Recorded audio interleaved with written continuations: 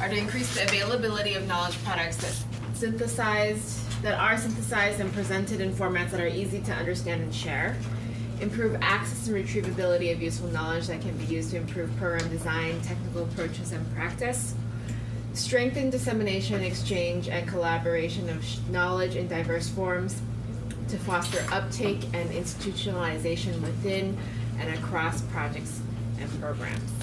I think these are pretty interrelated, but a lot of them relate to number 3. A lot of the sticky notes up here.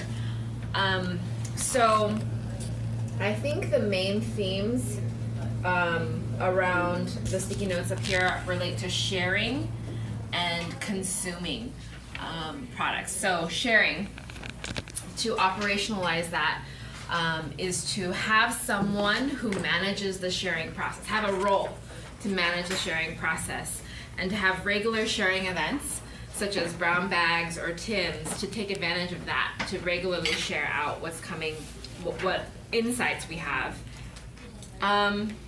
Also, there is a great idea of having more regular data review events to bring attention to the data that's being created and to create accountability for doing this review in job descriptions. So it is a responsibility to regularly review data and figure out what the insights are from that.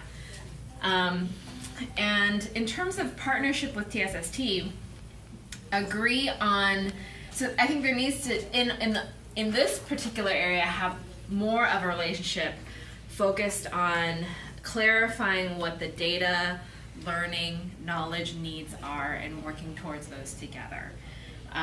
What has been mentioned here is agreeing what the role of TSST is in identifying knowledge or content to be captured for knowledge products, having them partner on reviewing for that before the products are finalized. And a great idea around looking at the data behind the efficacy of some of our theory of changes.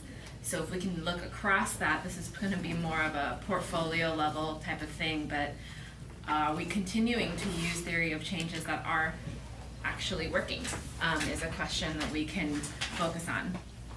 In terms of efficacy, suggestions around having a resource library and atlas, templatizing, creating templates for our knowledge products so that we can create them easier, and this could come in the form of a toolkit, but this could help us write stories, help us create videos, case studies, things like that as well.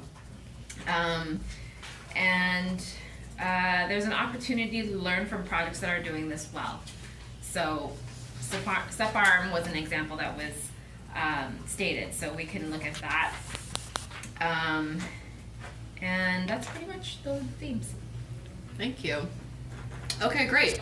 So based on that, I think that aligns well with some of these objectives here. Let me just tell you the few things that we highlighted under knowledge management that we can implement to be able to get closer to this. Number 1, in terms of availability of knowledge products, at the project level, we should do more to develop success stories, documented best practices, lessons learned, case studies, and other what we're calling second-tier documentation. So second-tier documentation refers to not the initial report or the manuscript or the evaluation report, but the summary that comes on top of that synthesizes and draws out, extracts the key learnings from it, right? So that is one way that we can try to make that knowledge more consumable. So actually doing more documentation at the project level. We could also start developing second-tier summaries for all assessments, evaluations, major donor reports, project level research. We could add a cover sheet, for example, right, where we're able to summarize or try to summarize the key takeaways from that particular denser product, right, to help with dissemination, to help with sharing, things like that. Jessica has started some of these technical briefs and study briefs, right? So I think working with our technical leads or technical teams to do more documentation around technical highlights, technical briefs, as well as study briefs around the research studies that we complete. All these are ways just to make the knowledge more accessible and consumable. there's a bunch of stuff, you know, I didn't clean up a lot of this stuff here, but there's a lot of different ideas around how we can strengthen knowledge management from more of a process perspective. And we don't have to go into those, but you know, events, using things like Chatter, you know, communities of practice, experience sharing, after action reviews. These are all ways that we could do be more information sharing. So that's just kind of a highlight around some of the things we think we can prioritize under CAM. Okay, so how about meal? It's a heavy